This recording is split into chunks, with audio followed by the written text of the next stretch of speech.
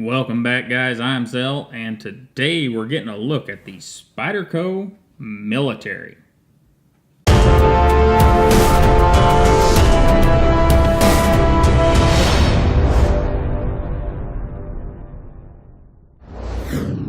Alright guys, if you'd like to see the full review on the Military, I'll have it up under the eye and linked at the end of the video. And what we get with the Spyderco Military is a nice set of G10 scales. They are lightly textured, not enough to be really eating your pockets up, but enough to get a good grip on the knife. Now this is a big guy. Even closed, it's 5.5 inches long. But it has a reason for that, kind of. See the full review, I kind of picked on it a little bit. Anyhow, flipping it around to the back, we've got this big barrel down here. It's a locator pin, and unfortunately, the lanyard hole is pretty small compared to the size of the barrel they put in there. And we do have a bit of a backspacer that holds in our liners. And of course, our stop pin. Rolling it over to this side, we have probably my most hated Spyderco pocket clip. Now, I understand why they did it back whenever this model was designed, but this is one of those places where I wish Spyderco's continuing quality updates, assurance, whatever they call that, would give us a different style pocket clip. You know, give us something more like the standard Spyderco clip, or maybe one of the wire clips. That'd be awesome. Probably not on the Military, but hey, it'd still be awesome for everyday carry. And whenever we look down the top of this guy, we got some jimping right here, of course, and we have a well-centered blade, and that to me is pretty interesting. I've had this knife apart. It came from Todd Knife and Tool. Well used, and he hadn't carried it for a while, but had carried it a lot. So I took it apart, cleaned her all up, and put it back together, and this thing just instantly went back together and was centered. No problems whatsoever. And moving on to the blade, what we have here is a big old piece of CPM S30V.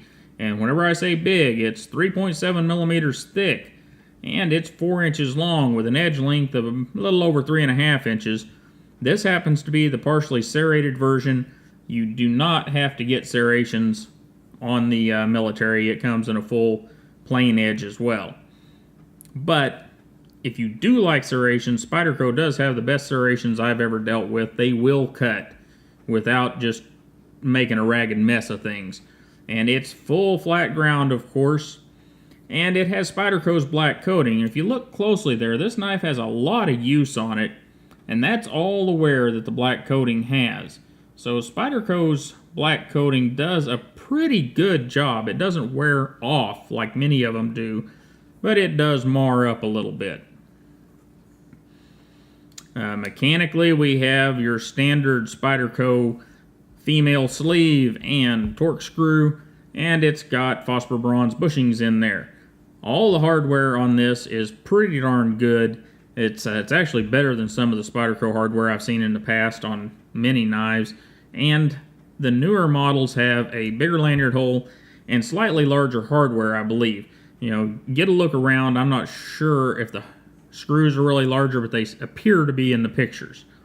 And it works really, really good. This is, for a big knife, everything just works great.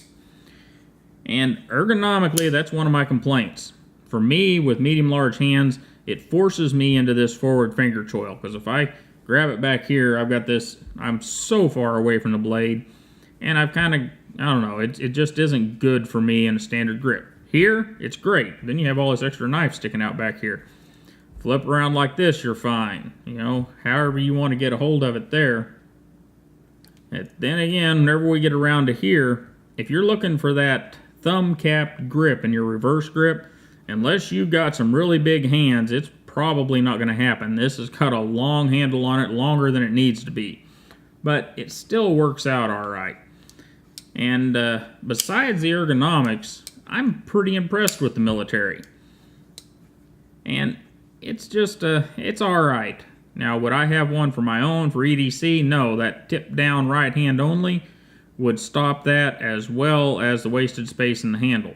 And if you want to know more about that, you can see the full review. But overall, for a Military blade, they've done a good job.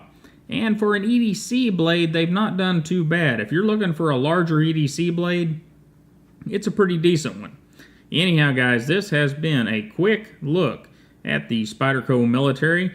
I really appreciate you guys stopping by to hang out with me for a few minutes. Don't forget to like, share, and subscribe, and you have a wonderful day, and I'll see you next time.